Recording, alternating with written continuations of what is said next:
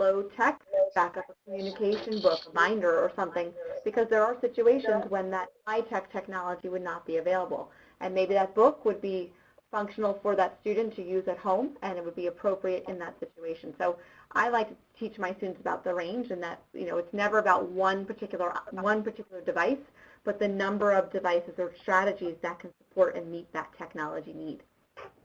Well, let me remind our visitors here, they're coming in on the chat, that the chat box is down there for you to type in questions, and I would be glad to hear from any of you. We'll watch for the chat box questions. Otherwise, we'll start to move on through some of the kinds of questions that we have. Judith, do you have any comments on this particular first question on who pays for assistive technology? No, I'm not going to add anything at this time, but I do definitely agree with you about how many free and low-cost apps there are that serve a wonderful purpose in providing assistance to students across the curriculum. So thanks for bringing that up. I'd also like to point out that assistive technology is not always just hardware. Yeah. You know, a lot of people think that assistive technology is just a device that does certain things or does a lot of different things. But instructional software can be considered assistive technology for some of our students. If you have a student with a mild disability that has a learning disability, you know, there may be a book that is instructional, so that there's activities on the book that would be instructional at the appropriate content and grade level for the student, and that then having the ability to have the text highlighted, the text spoken, you know, the text enlarged, all of those various components would be elements that would be useful for assisting in that area. So I see we have a question that has come up here, I think. Mm-hmm. So here's the question. Do you recommend using one of the existing frameworks for making the match, or do you suggest other approaches? I'll stop at that. There's another part of it. Judy, do you want to take that, or?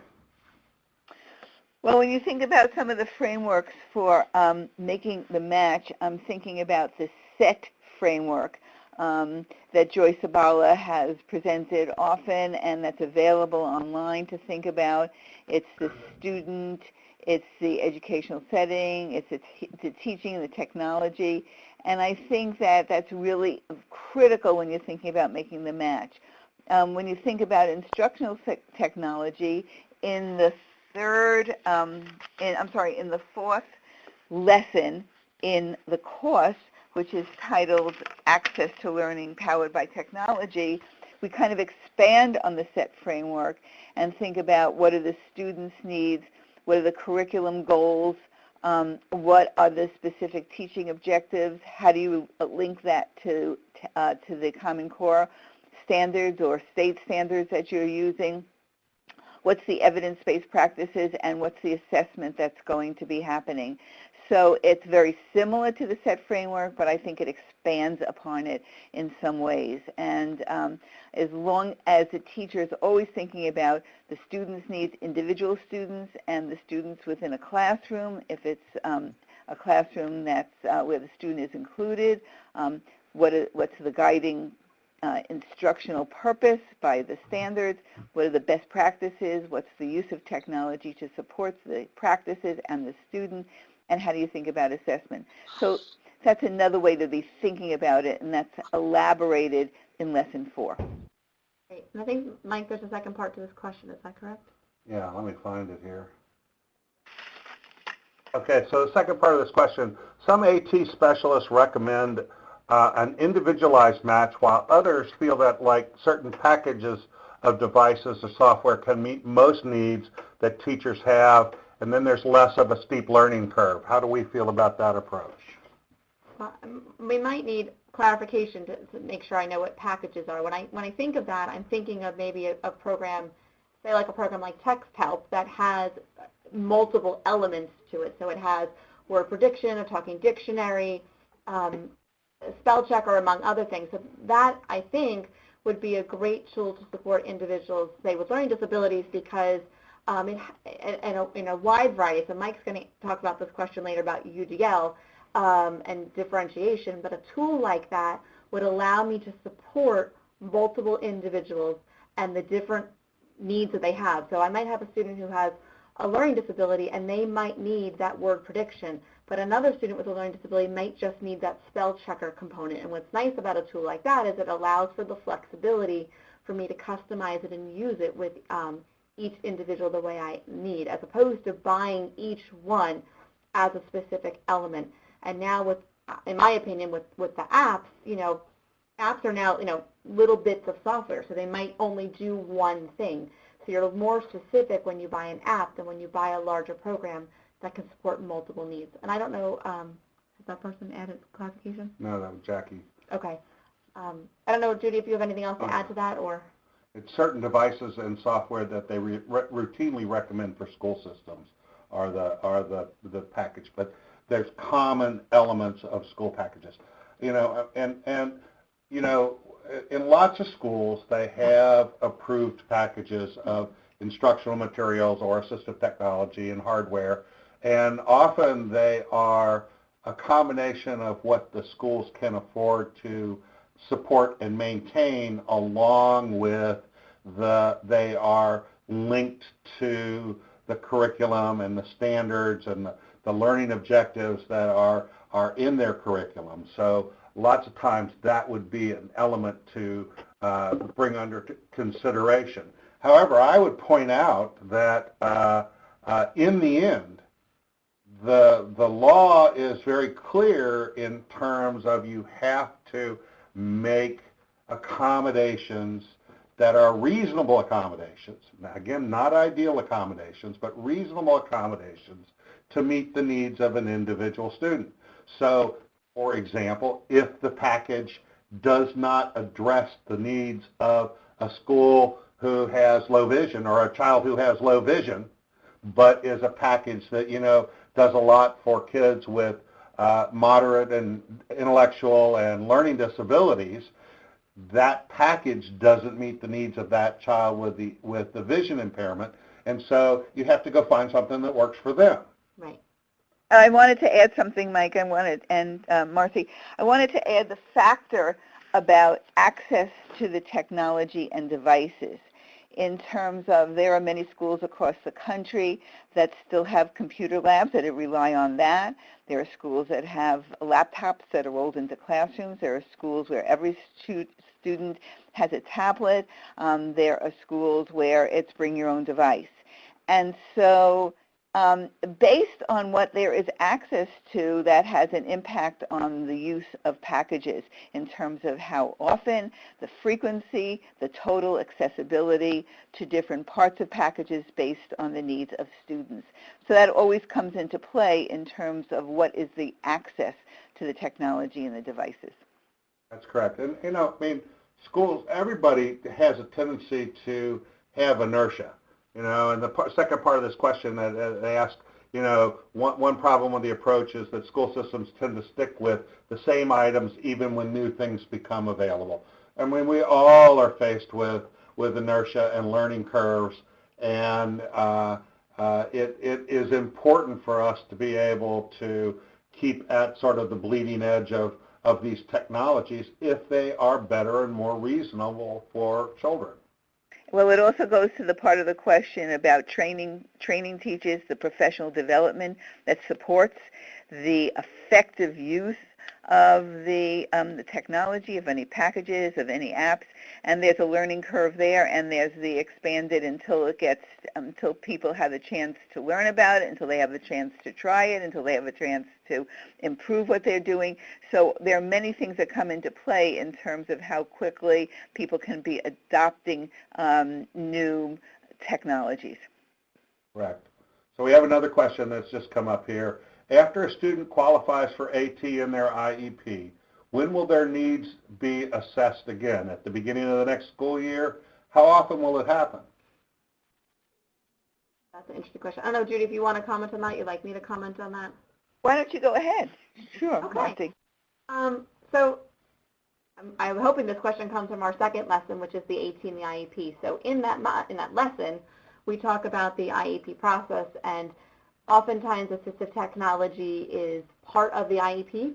And so in theory, you would hope that at least once a year, there would be a discussion and a review of the assistive technology, but we would hope that that would be at a minimum and that there would be opportunity to do that really throughout the year. And so the question here is in terms about when their needs are assessed. So there are some assumptions about AT assessment in schools. That is it being done by the IEP team, so the teachers and maybe any therapists that are part of this IEP group, and they can be doing that at any time.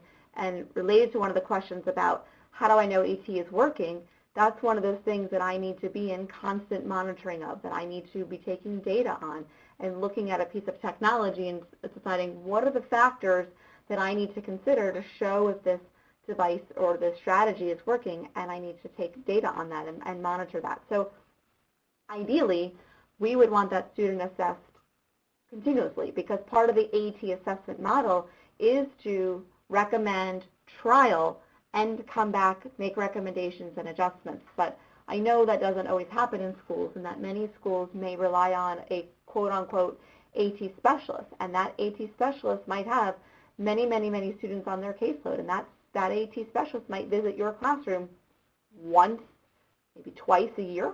And so that's in the lesson about AT and IEP. It was my goal in designing that, and I do it for my students in my class, is to empower the classroom teacher to know that you have the right to and a responsibility to make those AT decisions all year long, just like you do with every other IEP goal. I would point out also here that, the technicality of this is that the IEP only has to be redone at triennials, or when the parent or the teachers decide that it needs to be renewed. And it's one of the reasons that, as with much of instruction, IEPs often are focused on function and not specific strategies or systems or devices and things like that.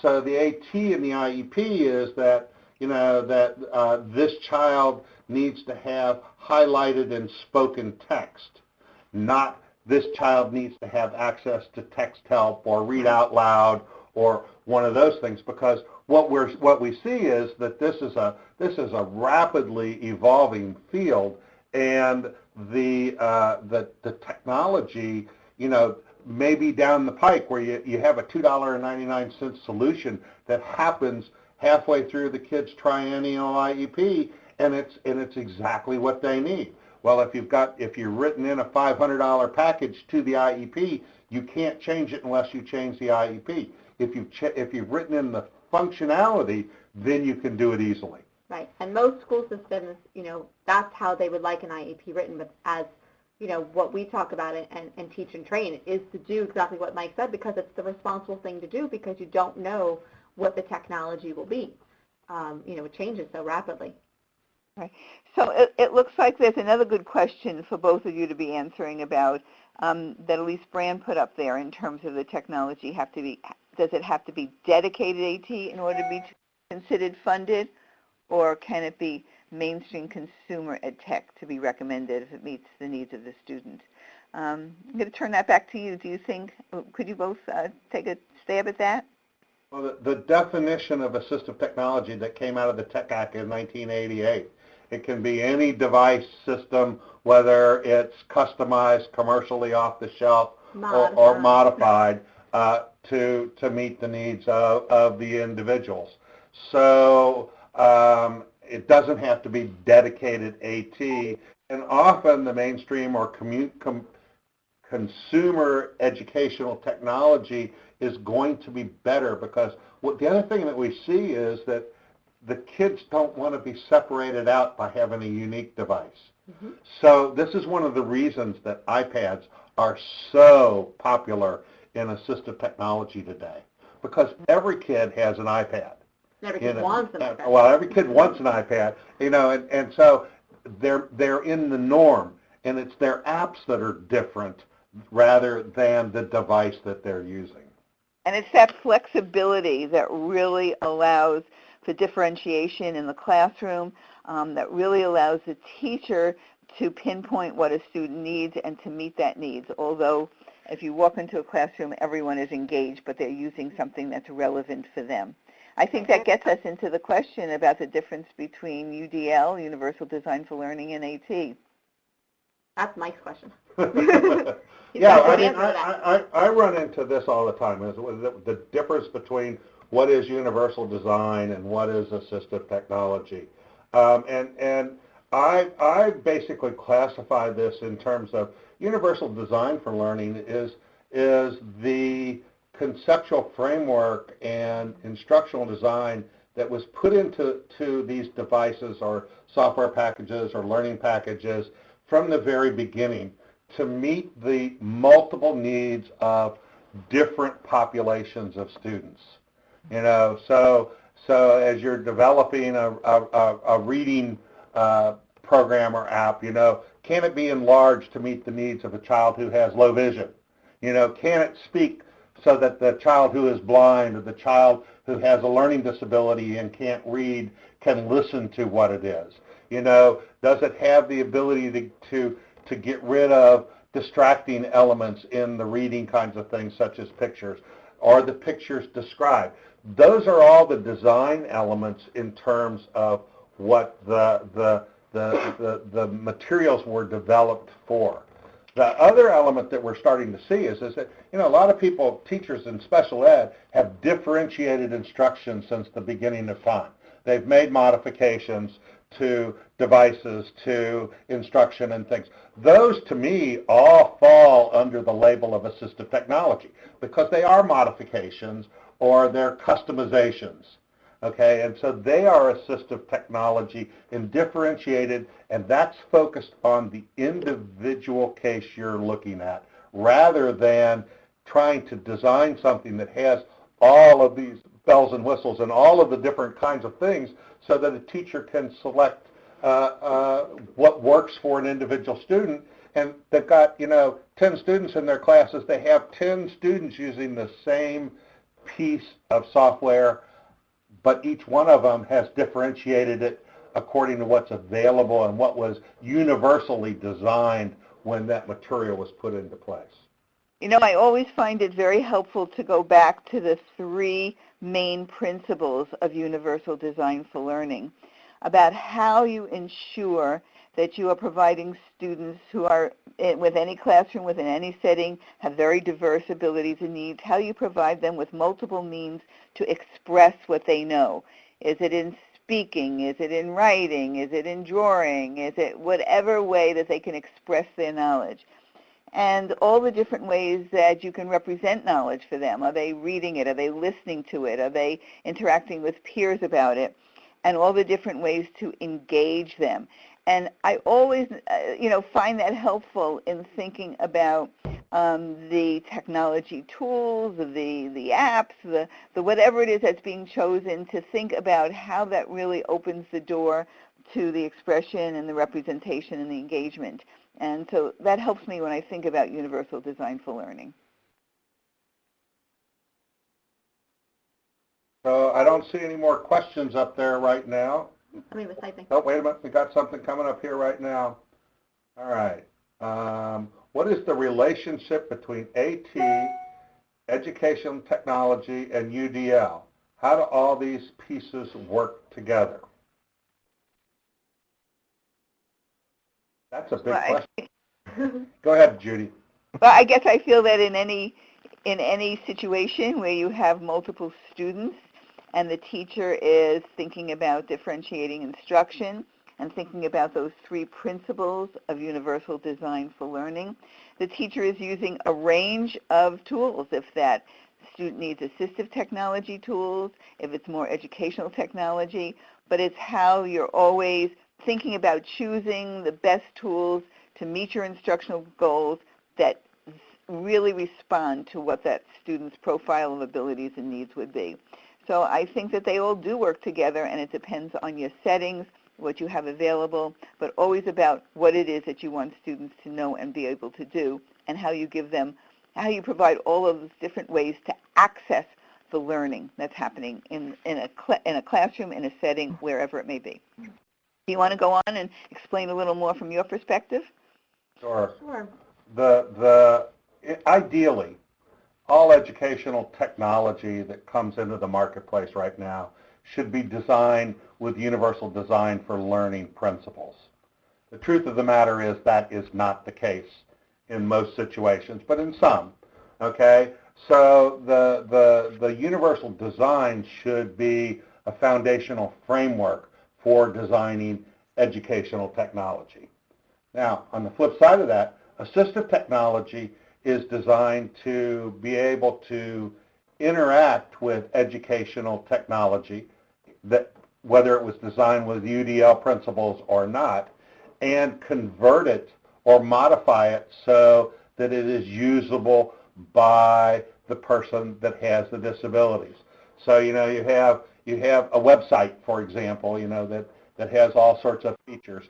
Assistive technology may just be having a screen reader that is able to read the text that's on the website. You may use assistive technology such as JAWS or Zoom Text or one of the other assistive technologies to get access to that educational information on the website. But it's a whole lot easier if that website was designed with 508 and UDL requirements in mind, because they're thinking at the very beginning, okay, so I'm going to design this so somebody who's blind can use it, because JAWS doesn't work with all different kinds of websites. Or I'm going to design this so it's usable by somebody who is gifted as well as a student who has an intellectual disability. They need different kinds of information. I'm going to present information differently. So the assistive technology helps to make it accessible for the individual, but the design of the educational technology is very important. Right. I think I would just add that when I teach it in classes, we talk about assistive technology providing accessibility, and educational software maybe is usability. So many AT programs, and there was a question about packages. Just to name a program, I teach in my class using the tool Inspiration or Kidspiration as a accessibility tool for many of my students with learning disabilities who maybe have trouble with organization and writing. Well, my second grader comes home with Kidspiration, Inspiration maps, in class, because that's what they're using as an instructional tool. So in his classroom, it's being used, as a way just to organize and have a fun way to interact with whatever content he's using. But for my particular student with my learning disabilities, it is really a tool personally for him to use as an organizational tool. So they complement each other. Many assistive technology tools are very beneficial, in making the world more usable for the general population. And in my class, we talk about, many, many instances of that. But the one I would say with my students is, how many of you use your word completion, your word prediction on your phone when you're typing because the screen is so small? I said that was a feature that was designed to support individuals with physical disabilities who had a hard time. It took them a long time to type. But we all find that to be very effective and helpful as technology users. So there's that same relationship in terms of AT and educational technology. Another question? Yeah, we have another question. What recourse is available to a parent whose child cannot get AT in the school?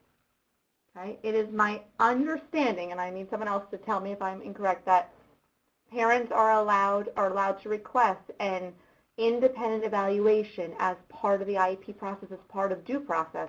I do know that is the case where we are here in Virginia, and one of our programs that we have at George Mason called VATS, which is our area's AT services, Virginia Assistive Technology Systems.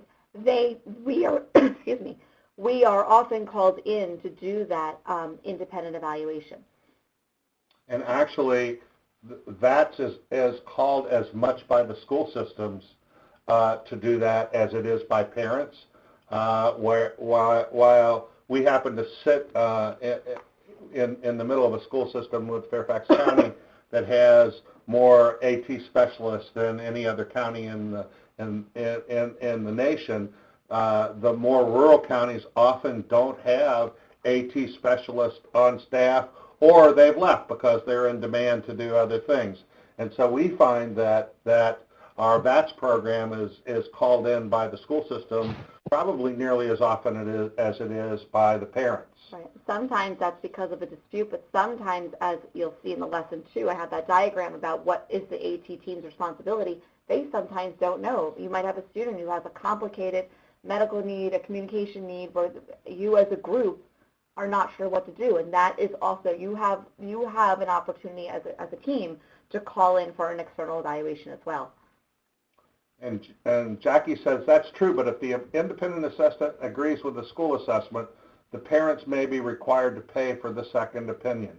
Varies quite a bit by LEA. Well, here you run, I mean, this runs headlong into all of the issues surrounding due process and how due process is implemented not only across states, but across school districts within states very often. So that you know, the trick here is to try not to avoid adversarial positions, to collaborate, to work together, to try to solve the problems. You know, but when they get to be adversarial, you know, the law is pretty clear and the regulations are pretty clear on how you have to go about going through due process. And then Elise is asking another question about regulations in a way, in terms of what happens when students age out of school where they had AT provided. What happens in terms of those transitional programs if they go to a vocational program, if they go to some other kind of program? What happens with the AT then? That varies across states, but Virginia has a new law that was put into place that allows school districts to make a decision, and it's the decision of the school district, but it allows them to let the devices be transferred to another agency, to the college or university or a vocational tech center or whatever, or to the families. There are some recommendations in that law about how depreciated value can be established, and it always gives it out for the schools to say, no, we have another child coming up that needs this technology. We don't want to let it go. But it does open the door. I mean, lots of the problems in transfer of materials has been in the bureaucracy of state purchasing and ownership. You know, so here at the university, if we buy something that's assistive technology, we are required to put it out and surplus it and sell it at auction. You know, and the schools have a lot of the same requirements. So this law in Virginia sort of bypassed those kinds of problems. Otherwise, it is my understanding that as a student ages out, that, you know, they go into the adult system, they go to voc rehab to receive their assistive technology. Right. I'm thinking about kind of a little different question. It's something that was touched on earlier about professional development, professional learning. Some people use the term training. And the factors that come into play in terms of using assistive technology, the connection between the general education teachers and special education teachers. Any good advice in terms of how schools can be planning their professional development to ensure that anything that's purchased, that's utilized in the classroom, where the principals, the universal designer, are when they try to implement that, what are some of the best factors to consider in terms of really effective professional development for teachers so that anything that is purchased or utilized gets maximal benefit? That's a tough question, Judy. I'm looking at Mike, he's looking at me. You want to tackle that one? Well, I mean, and it's even made more confounding by the turnover in special ed. Right, You know, right. You train somebody and they're there for 2 more years and then they're gone. Right. We've done a lot of AT training in Virginia since the mid-'80s, you know, and I remember Mary Wilds asking me, are we ever going to get past teaching people how to turn on and off a computer? Right. or making sure that the plug is in the wall. Right. Um, and actually, I will say yes, because, the Gen Xers all know how to do all of this, and we don't have to train that anymore. So the young teachers, some of the things that we had to struggle with are gone, but when you get right down to assistive technology, the learning curve on a lot of these things is pretty substantial. And, how you'd program, board maker, or how you develop some of these tools, the augmentative communication tools, or how you use all of the features that are in a universally designed instructional program. And so there's a lot of learning going on, particularly when you compare it to the fact that, all the teachers in the county now are required to learn Wilson reading, or, they're all required to learn other things. There's just so much that you can do to get your teachers to decide that this is important to them. I was visiting a school, and one of the concerns was that, if they are using Chromebooks, or if the kids are using tablets and they're using a lot of apps, and the teachers are thinking about differentiating instruction, but there's still a concern that there's not enough communication between the general ed and the special ed teachers to give each other advice, to share information, to help with thinking about assessment, to make sure that the instructional practices are really effective. And so I know it's always a concern about how you bring teachers together, not only in formalized professional learning environments, but through coaching and mentoring and professional learning communities, and all those ways for the sharing between the special and the general ed teachers, especially around linking the technology to the instructional practices. Right. I was going to say that too. So I think really the key to that, things you address, is the human element, because I have found, things get done in schools where people are advocates, where people buy into it, and whether they've gone out and learned it themselves, but they have the evidence, they have the support, and they're vocal. The other thing I was going to say, which now I'm trying to remember. I'm sorry. Don't come back. No, I was going to say the human element, and then I was going to say about, I'll come back to me. I had it in my head. I lost it. Sorry. Well, and I would... About the professional learning, professional development? It'll come back. Okay. So let me pose one of the issues that we're facing right now. I run the Accessible Instructional Materials Library for the state of Virginia. And we have really been working on trying to get teachers to use more electronic learning tools, ebooks, and refreshable braille and things like that. And one of the questions that keeps coming up to us is, well, my county uses ebooks. Isn't that accessible? And just training people that may not be enough. You may have an ebook, but if it doesn't speak it, if it doesn't highlight the words, if it doesn't have the ability to have thesaurus or to a dictionary and things like that, it's not really accessible. And yet they think that's all they need to provide accessible instructional materials. They check the box. I have this. I don't know how to use it. Right. The other thing I remember now is, in terms of a human element of professional development, is a training thing in terms of making it easy. So in my experience, you like the teachers here might go to smartboard training, and you show them everything there was about smartboard, they get overwhelmed. So when I try to do it, I try to be very, systematic, and show them small bits and give them a lot of examples so that they can go back and they can be successful. Because I think technology scares teachers when it's too overwhelming, or it's too complicated, or they don't know how to use it quickly, because they don't have a lot of time for planning. So I think that's an important element of professional development. Do we have another question? Right, and sometimes I think I found that people see features, they see functionality, they see things that you could do, but it's not initially connected to an instructional process.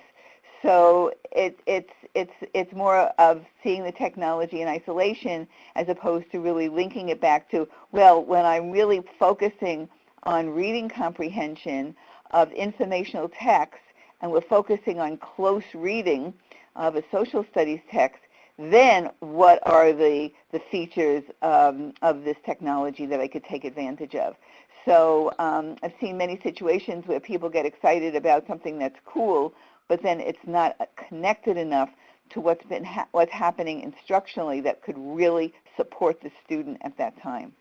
I think that goes to Tracy's question in a way about the training needs of more than 60% of special education students spend 80% of their time in the general education classrooms, and the need for that communication, co-planning, collaboration between special and general educators to make sure that whatever technology is available is really used to its maximum to benefit the students. And we need to change the culture in general education, understanding that no longer is general education able to send kids that are difficult away and not worry about them anymore.